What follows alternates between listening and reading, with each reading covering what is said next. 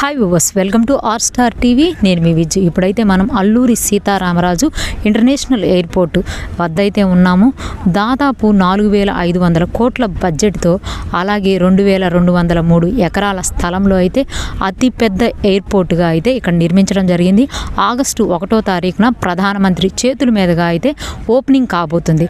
ఈ ప్రతిష్టాత్మకమైనటువంటి అంతర్జాతీయ ఎయిర్పోర్టుకు అయితే దాదాపు అన్ని వసతులు కూడా ఉన్నాయన్నమాట. ఇప్పటి వరకు దేశంలోని అత్యాధునిక టెక్నాలజీని ఉపయోగించి ఇక్కడైతే నిర్మించడం జరిగింది జిఎంఆర్ సంస్థ.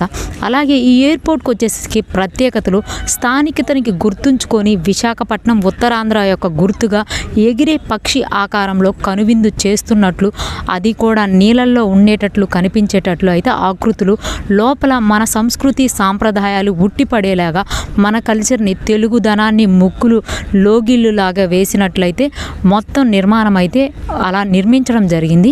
అలాగే మనం లోపలికి వెళ్ళిన తర్వాత స్క్రీన్స్లో కూడా మనకి ఏవైతే మన భారతదేశంలో ఉన్నటువంటి దేవాలయాలు వాటి యొక్క ప్రాముఖ్యతను తెలియజేస్తూ లోపలైతే ఆ దేవుళ్ళ యొక్క ఇమేజెస్ అన్నీ కూడా డిస్ప్లే అయితే కనబడుతూ ఉన్నాయన్నమాట.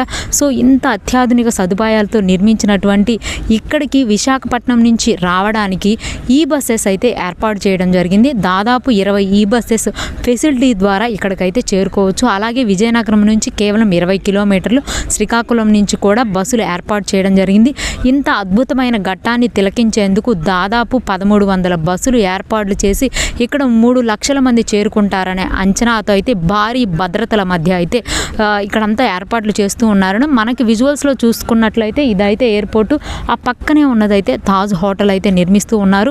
ఇక్కడ మామూలుగా హోటల్స్ కానీ లేకపోతే టూరిజంకి కానీ లేకపోతే ఐటీ సంస్థలకు కానీ వీటన్నిటికి కూడా ప్రత్యేకత సంతరించుకొని బోనుంది రానున్న రోజుల్లో. కాబట్టి ఇది ఎయిర్పోర్ట్ అనేది ఎన్నో ఉద్యోగ ఉపాధి అవకాశాలు ఇక్కడైతే కల్పించబోతుంది అని చెప్పైతే ఈ రోజైతే పౌర విమానయాల శాఖ మంత్రి కేంద్ర మంత్రి రామ్మోహన్ నాయుడు గారు అయితే ఇక్కడికి రావడం, అలాగే మంత్రి నారా లోకేష్ గారు కూడా ప్రధాని వస్తున్న సందర్భంగా అయితే ఇక్కడ సమీక్షా సమావేశం నిర్వహించి అన్ని భద్రతా దృష్ట్యా అయితే అన్ని పరిశీలిస్తూ ఉన్నారన్నమాట. ఇంకా వాళ్ళు చెప్పడం అయితే ఇంత అత్యాధునిక అద్భుతమైనటువంటి ఎయిర్పోర్టు ఇక్కడికి ప్రధాని రావడం 48 సంవత్సరాల తర్వాత ఈ జిల్లాకి ప్రధాని రావడం అయితే ఒక ప్రత్యేక ఆకర్షణీయంగా అయితే సంతరించుకొనుంది. ఈ సందర్భంగా అయితే మంత్రి కొలుసు పార్థసారథి గారు కూడా మాట్లాడుతూ ఇక్కడ ఉన్నటువంటి కార్యక్రమాలన్నీ కూడా ఏదైనా కానీ ప్రతి ఒక్కరూ తిలకించే విధంగా సమాచార శాఖ అయితే అన్ని ఏర్పాట్లు అయితే తీసుకోబోతుందని అయితే తెలియజేశారు. రామరాజు ప్రతి తెలుగువాడి గుండెల్లో ప్రత్యేక స్థానం కలిగిన వ్యక్తిత్వం ఉన్న స్వాతంత్ర పోరాట యోధుడు. మన తెలుగువారి గౌరవాన్ని ఇనుమడింపచేసి మొట్టమొదట్లో స్వాతంత్ర పోరాటంలో ఒక వీరోచితంగా పోరాడి మన తెలుగువారి ఆత్మగౌరవాన్ని నిలబెట్టిన వ్యక్తి. ఆ గొప్ప వ్యక్తి, గొప్ప యోధుడి పేరు మీద అల్లూరి సీతారామరాజు ఇంటర్నేషనల్ ఎయిర్పోర్ట్ 1వ తారీఖున ప్రధానమంత్రి శ్రీ నరేంద్ర మోడీ గారి చేతుల మీదుగా జాతికి అంకితం చేయబోవటం మనందరికీ కూడా, ప్రతి తెలుగువాడికి కూడా గర్వకారణం అని చెప్పేసి తెలియజేస్తా ఉన్నాను. ఈ ఎయిర్పోర్ట్ని పూర్తి చేయటంలో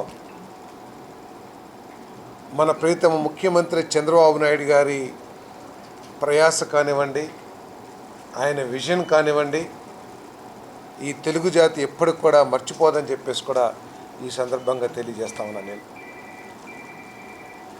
ఇది ఒక ఎయిర్పోర్ట్ లాగా కాకుండా వెనుకబడిన ఉత్తరాంధ్ర జిల్లాలకి కొత్త ఆర్థిక అధ్యాయాన్ని రచించబోతుందని చెప్పేసి కూడా నేను సందర్భంగా తెలియజేస్తా ఉన్నాను నేను. Gateway of global Andhra. ఈరోజు ప్రపంచం అంతా కూడా విశాఖపట్నం, ఈ నార్త్ ఆంధ్ర గురించి ప్రపంచం అంతా కూడా ఇన్వెస్టర్స్ అందరూ కూడా పెద్ద ఎత్తున డిస్కస్ చేసుకుంటా ఉన్నారు. ఈరోజు మా నాయకులు, మా ప్రియతమ నాయకుడు చంద్రబాబు నాయుడు గారు, మా ప్రియతమ యువనేత లోకేష్ గారు మా ప్రియతమ ఉప ముఖ్యమంత్రి పవన్ కళ్యాణ్ గారు వీరందరి కృషితో ఈరోజు ఆంధ్రప్రదేశ్ చరిత్ర మొత్తం తిరగరాయబడుతుందని చెప్పేసి కూడా మనవి చేస్తా ఉన్నాను. ఒకప్పుడు ఆంధ్రప్రదేశ్ అంటే భయపడిన ఇన్వెస్టర్స్, ఆంధ్రప్రదేశ్లో మేము వ్యాపారం చేయము అని చెప్పేసి పారిపోయిన ఇన్వెస్టర్స్, ఈరోజు ప్రపంచంలో పెద్ద పెద్ద ఇన్వెస్టర్స్ అందరూ కూడా ఆంధ్రప్రదేశ్లో నాకు ఒక 100 ఎకరాలు కావాలి, నాకు ఒక 50 ఎకరాలు కావాలి, నాకు అక్కడ స్థలం కావాలి అని చెప్పేసి రోజు ప్రభుత్వం వెనకాల పడుతున్నారంటే ఈ కూటమి ప్రభుత్వ నాయకత్వంలో ఆంధ్రప్రదేశ్ యొక్క స్టేటస్ ఏ విధంగా మారిపోయిందో కూడా మనం అర్థం చేసుకోవచ్చు అని చెప్పేసి మీ అందరికీ మనం చేస్తా ఉన్నాను. ఈరోజు గూగుల్ మరి ప్రత్యేకంగా లోకేష్ గారు వారి కృషితో, వారి వ్యక్తిగత సంబంధాలతో, మరి ప్రభుత్వం తరపు నుంచి చేసిన ప్రయత్నంతో గూగుల్ వచ్చిన తర్వాత ప్రపంచం అంతా కూడా, ప్రపంచమే కాదు ప్రత్యేకంగా భారతదేశంలోని రాష్ట్ర ప్రభుత్వాలన్నీ కూడా వాట్స్ హ్యాపెనింగ్ ఇన్ ఆంధ్రప్రదేశ్, ఏ విధంగా వెళ్ళిపోయింది అని చెప్పేసి అందరూ ఆశ్చర్యంతో చూడాల్సిన పరిస్థితి మరి ఈరోజు మరి గూగుల్ ద్వారా వచ్చిందని చెప్పేసి మనం చేస్తాం. అంతేకాదు 5th generation fighter air craft ఏదైతే ఉందో, కేంద్ర ప్రభుత్వం ఒక అటువంటి ఫ్యాక్టరీ, అటువంటి కర్మాగారాన్ని ఏర్పాటు చేయాలని ఆలోచన తెలియగానే మన రాష్ట్ర నాయకత్వం ముఖ్యమంత్రి గారు లోకేష్ గారు